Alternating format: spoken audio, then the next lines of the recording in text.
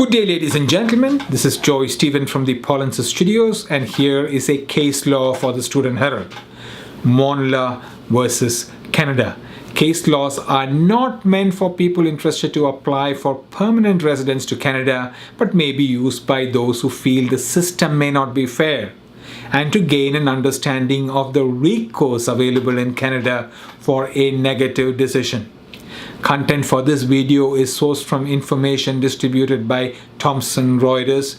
Judgment for this case is attached in my blog, reportersreport.com, as a PDF document. Now, this is an immigration case law and includes topics like judicial review, general, dismissal. Respondent Minister served notice of intention to make report that might lead to revocation of applicants' Canadian citizenship. Strengthening Canadian Citizenship Act of Canada, the amended Act, made material revisions to provisions regarding revocation of citizenship in Citizenship Act of Canada, the formal Act. All but one applicant received notice of revocation under formal Act, and all applicants received notice of revocation under the amended Act. All applicants who received notice under the formal Act requested Minister to refer matter to federal court, but Minister did not.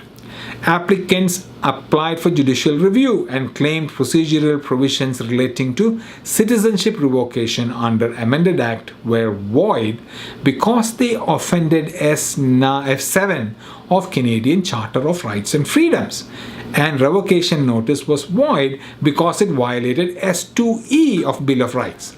Minister brought motion to strike out applications. Applicants brought motion for stay until judicial review applications were determined. Minister's motion was dismissed. Applicant's motion was granted. Minister failed to establish that applicants for judicial review had no possibility of success.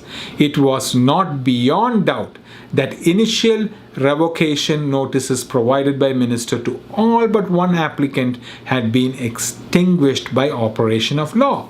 It was arguable that initial revocation notices issued by Minister under formal Act, together with request of that revocation be referred to federal court, created proceedings that was pending before federal court, and transitional of S41 apply.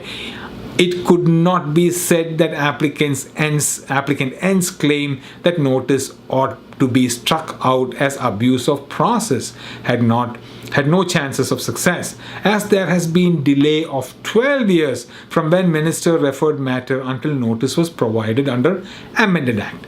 Allegations of deficiencies in procedure provided to those facing revocation of Canadian citizenship under amended Act could not be said to be frivolous or vexatious or have no possibility of success. It was arguable additional evidence that might be obtained in revocation process was not relevant to constitutionality of process itself.